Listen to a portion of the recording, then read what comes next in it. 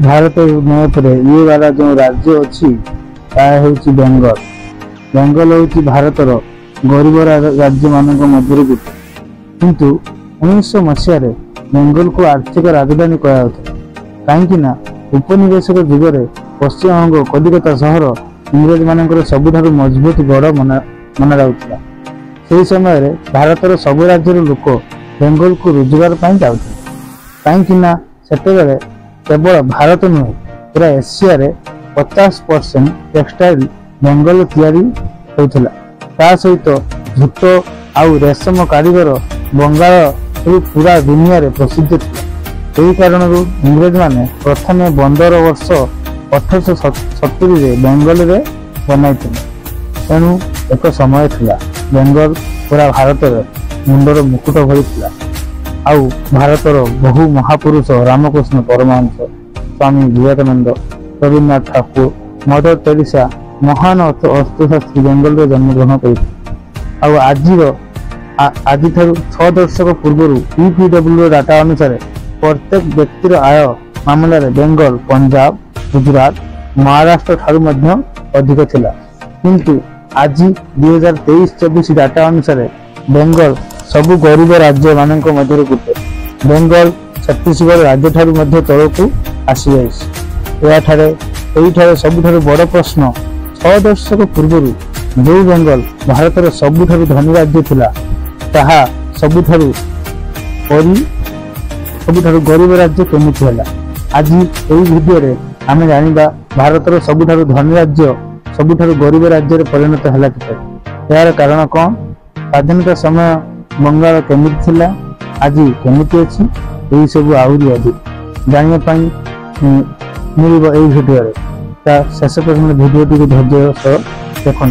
तो वर्तमान पश्चिमबंग भारतर चतुर्थ जनबहुल राज्य जार आबादी 9 कोटी अधिक किंतु भारतर क्षेत्रफल 2.7% जमी पश्चिमबंग पाखरे अछि, माने जमी कम लोक अधिक।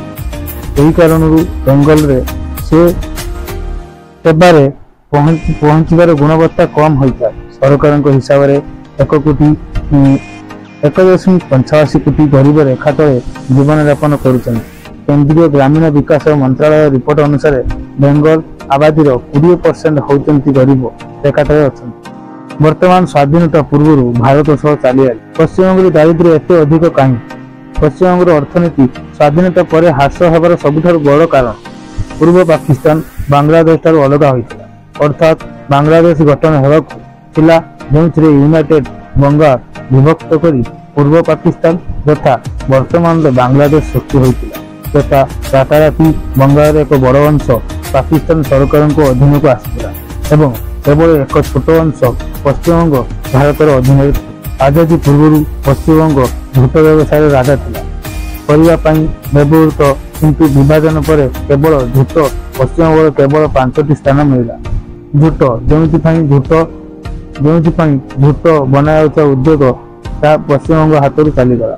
केवल एतिक नुहे कंचामाल उपर निर्भर करने को बांग्लादेश पड़ा जो अवस्था आहरी खराब हो गला। बांग्लादेश स्थिति स्थिर नाला साथी झूट कंचामाल बांग्लादेश अधिक कर संग्रह पर व्यवहृत होता जो पश्चिमबंग बंगाल में पहुंचुवा झूट तैयारी द्रव्यर मूल्य हठात वृद्धि पाइबार लगे एवं पश्चिमबंग दर वृद्धि जो अन्य पक्षरे झूट व्यवसाय ह्रास पाइबार लगिला।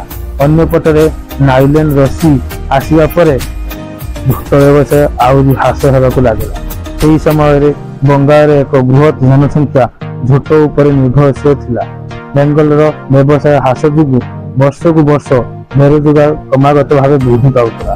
पश्चिमबंग 1965 1978 पर्यंत अवधि यही समय पश्चिमबंग यह बहुत खराब थिला। यही समय पश्चिमबंग को विकास पथर आगे जाबार थिला किंतु सेतेबेले पाकिस्तान साथी युद्ध जो पश्चिमबंग हालत आहरी खराब है।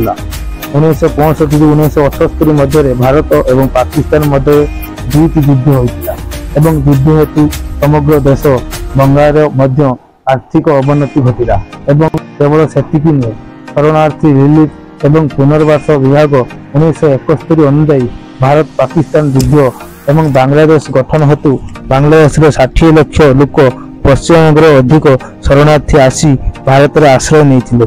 1980 ପଶ୍ଚିମବଙ୍ଗରେ 80 ଲକ୍ଷ ଲୋକ ଆସିଥିଲେ। ଏହି କାରଣରୁ ହଠାତ୍ ପଶ୍ଚିମବଙ୍ଗର ଜନସଂଖ୍ୟା ମଧ୍ୟ ବୃଦ୍ଧି ପାଇଲା।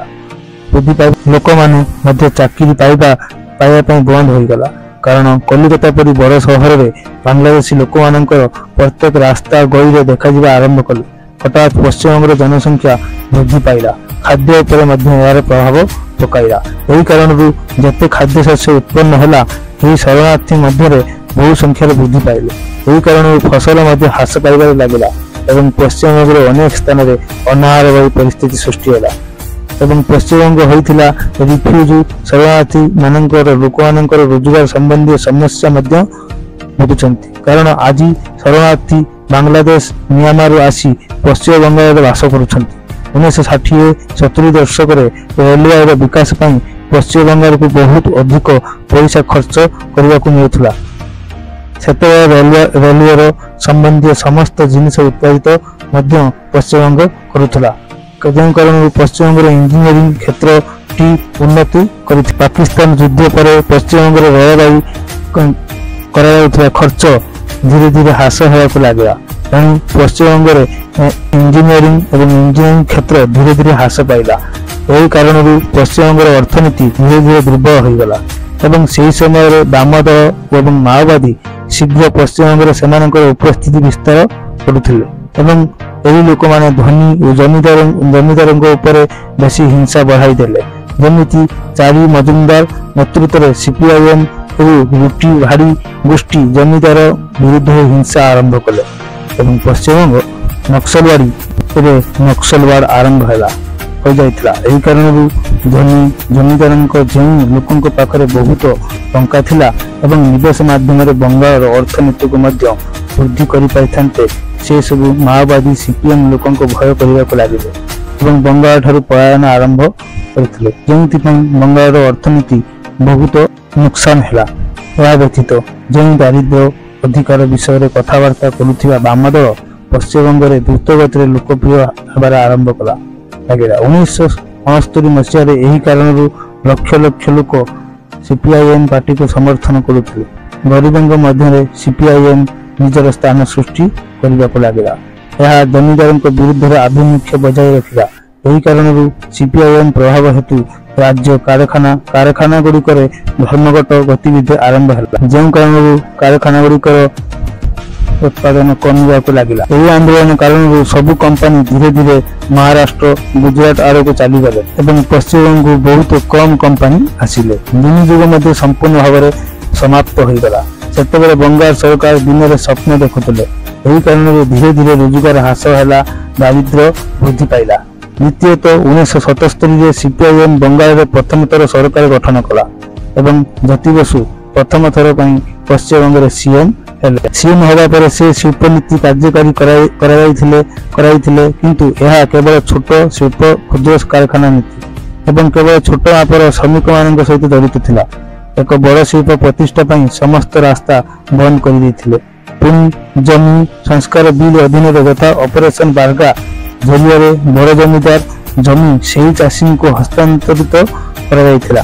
ଯେଉଁମାନେ ସେହି ଜମିରେ କାମ କରୁଥିଲେ ସେମାନଙ୍କୁ ଦିଆଗଲା। ଏହି ବାର୍ଗା ଯୋଗୁଁ ଛୋଟ ଚାଷୀ ଗୋଷ୍ଠୀ ତିଆରି ହୋଇଗଲେ, ଆଉ ଯେଉଁମାନେ ବଡ଼ ଜମି ମାଲିକମାନଙ୍କୁ ଜମି ଅଧିଗ୍ରହଣ କରୁଥିଲେ ଏବଂ ଏହି ଅପରେସନ ବାର୍ଗା ଯୋଗୁଁ ବଙ୍ଗାଳରେ ଜମି ଦଖଲ କରିବା ପାଇଁ ହିଂସା ଆରମ୍ଭ ହୋଇଯାଇଥିଲା, ଯାହା ଚାଷୀଙ୍କ ଦ୍ୱାରା ଜମି ମାଲିକଙ୍କ ଉପରେ କରାଯାଉଥିଲା। କିନ୍ତୁ ଶେଷରେ ଅପରେସନ ବାର୍ଗା ପାଇଁ 15 ଲକ୍ଷ ଶ୍ରମିକ ଗୋଷ୍ଠୀ 11 ଲକ୍ଷ ଏକର ଜମି ମିଳିଲା। କିନ୍ତୁ ଏହି ବିଲ୍ ହେତୁ ବଡ଼ ଶିଳ୍ପ ଓ ବଡ଼ ପୁଞ୍ଜିପତିମାନେ ମଧ୍ୟ ବଙ୍ଗାଳ ଛାଡ଼ି ଚାଲିଗଲେ। ଏହି କାରଣରୁ ବଙ୍ଗାଳର ବିକାଶ ଅଟକିଗଲା। ଯେଉଁ କମ୍ପାନୀ ଗୁଜରାଟ, ମହାରାଷ୍ଟ୍ରକୁ ଚାଲିଯାଇଥିଲେ, ତାଙ୍କର କଞ୍ଚାମାଲ ବଙ୍ଗାଳର ଛୋଟ କାରଖାନାର ସାମଗ୍ରୀରୁ ହିଁ କିଣୁଥିଲେ, ତଥା ଗୁଜରାଟ, ମହାରାଷ୍ଟ୍ରର ବଡ଼ କମ୍ପାନୀଗୁଡ଼ିକ କମ୍ ମୂଲ୍ୟରେ ସହଜରେ ବଙ୍ଗାଳରୁ ଛୋଟ କାରଖାନା ତାଙ୍କ କାମ କରିନେଉଥିଲେ ଏବଂ ସରକାରଙ୍କ ଜମି ମାଲିକ ବିରୋଧୀ ନୀତି ଯୋଗୁଁ ବଙ୍ଗାଳରେ କୌଣସି ବଡ଼ କାରଖାନା ପ୍ରତିଷ୍ଠା ହେବା ଅସମ୍ଭବ ହୋଇଯାଇଥିଲା। ଏହି କାରଣରୁ ଆଜି ବି ନାହିଁ ଭଳି ବଡ଼ ବଡ଼ କମ୍ପାନୀ ଅଛନ୍ତି। ତାପରେ ପଶ୍ଚିମବଙ୍ଗର ଭିତ୍ତିଭୂମି ମଧ୍ୟ ଆଜିର ସମୟ ସହିତ ମେଳ ଖାଉନାହିଁ, କାରଣ पश्चिमबंग ब्रिटिश अम्बल निर्मित भित्तिभूमि सेतु रास्ता विद्यमान किंतु वर्तमान समय अनुଯାयी परिवहन अदरकारी तथा बंगाल सहर गुड़िक भित्तिभूमि अन्य राज्यर भित्तिभूमि ठारू बहु पछरे एवं शिल्प अभिवृद्धि सामग्री द्रुत परिवहन अत्यंत गुरुत्वपूर्ण।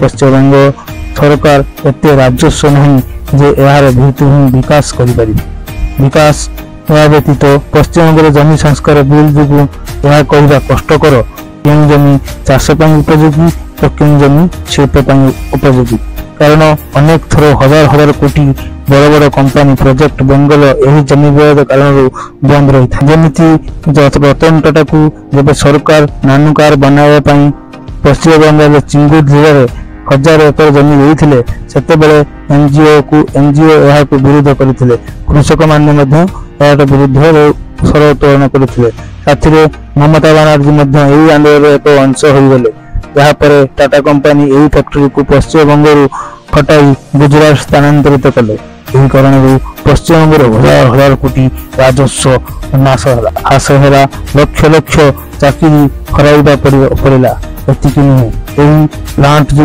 टाटा इंडस्ट्री 1500 कोटी टंका क्षति है जो आज पर्यंत एत बड़ इन्वेस्टमेंट आउ कहीं करूना 2011 आंदोलन जो बंगाल ममता बनर्जी सरकार गठन है एवं 34 वर्ष पर सीपीएम सरकार पतन होता यही आंदोलन जो बंगाल लोक मैंने प्रमाणित करदे लोक बड़ बड़ शिल्प प्रतिष्ठा सपक्ष नहांती एवं छोट जमी चाष कर खुशी अटंती बंगाल शिल्प अभिवृद्धि हार नहीं अच्छी राज्य सरकार को चाषी सह बड़ शिल्प सुरक्षा कौन जमी संस्कार बिल आना जो कारण धीरे धीरे पश्चिमबंग शिल्प वृद्धि हार घटी चली द्वितीय बंगाल जनसंख्या वृद्धि पाँच किंतु सेठारे कम चाकरी उपलब्ध अच्छी एवं ममता बनर्जी सरकार आसवा 2011, 12, 17, 18 वर्ष जो सामग्री समग्र देश अभिवृद्धि हार 7.1% थिला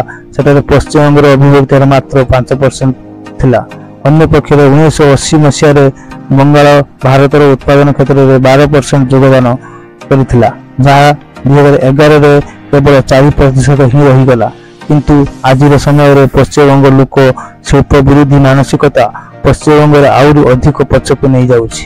आज भी लोक माने छोट छोट चाकरी श्रमिक भाव में काम करी पड़ुछि पुणी भारत अन्य राज्य गुड़िकर कारखाना लगाई लोकों को अग्रगति चाहते किंतु इंडस्ट्री विरोधी मानसिकता हेतु पश्चिमबंग जीएसडीपी कृषक योगदान आज भी 12%। बंगाल जीएसडीपी कृषि क्षेत्र विपुल अवदान सते पश्चिम बंगाल कृषि क्षेत्र बहु पछरे रही 2017-18 पश्चिमबंग प्राथमिक फसल चाउल अमल 2926 किलोग्राम हेक्टर पिछा एवरेज थिला बेले जहाँ पृथ्वी सारा 4250 केजी प्रति हेक्टर ठारू बहुत कम एवं पश्चिमबंग कृषि क्षेत्र में बहु पछरे रही तेणु ए सब हेतु पश्चिमबंग तार अर्थनैतिक अवनति करिछि कारण यही राज्य शिल्प विरोधी मानसिकता गठन होइछि। शिल्प यदि विकास न हुए पश्चिमबंग को यही दारिद्र्य ठारू कहीं भी मुकुल पारे ना पुणी बेंगल एपरी कौन वेलफेयर स्कीम कल्याणकारी सरकारी जन कल्याणकारी योजना किंबा एक शिल्प संस्कार बिल नहीं पश्चिमबंग को आगू को नहीं पश्चिमबंग बेंगल लोक मान मानसिकता ही भारत एक विकसित राज्य में परिणत कर नचे पश्चिमबंग मात्र एक गरीब राज्य यही सब थिला भिडियो आशा करुच्ची आपन को किसी जानवा को मिलता भिडियो देखा आम चैनल को लाइक शेयर सब्सक्राइब करते धन्यवाद।